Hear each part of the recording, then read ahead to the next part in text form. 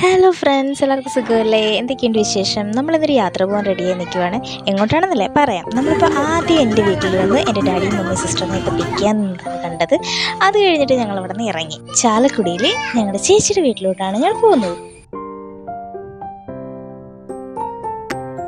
അങ്ങനെ ലുലു ഒക്കെ കഴിഞ്ഞ് ഞങ്ങൾ കൊരട്ടിപ്പള്ളിയിലെത്തി. ലുലു മോളിലൊന്നും കയറിയില്ല.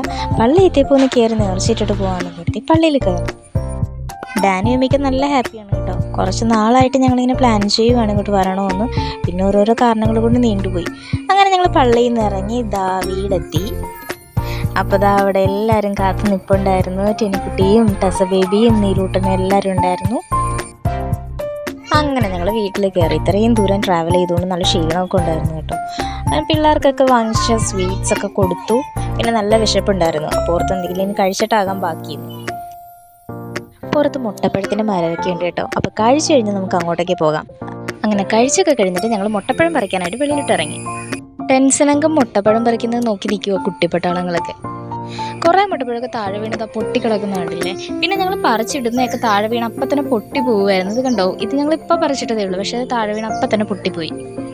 പിന്നെ അപ്പം താഴെ വീണ് പൊട്ടിയ മുട്ടപ്പഴവും പിന്നെ പൊട്ടാതെ കിട്ടിയതും ഒക്കെ എടുത്ത് ഞങ്ങൾ പൊട്ടിച്ച് കഴിച്ചു നോക്കി. നല്ല ടേസ്റ്റ് ഉണ്ടായിരുന്നു. ഇവിടെ ചേച്ചിക്കൊന്നും അതിൻ്റെ ടേസ്റ്റ് ഇഷ്ടമല്ലെന്ന് പറഞ്ഞത്. പക്ഷെ ഞങ്ങൾ ആദ്യമായിട്ട് കഴിക്കുന്നുണ്ടാണെന്ന് തോന്നുന്നു. ഞങ്ങൾക്ക് ഇഷ്ടപ്പെട്ടു.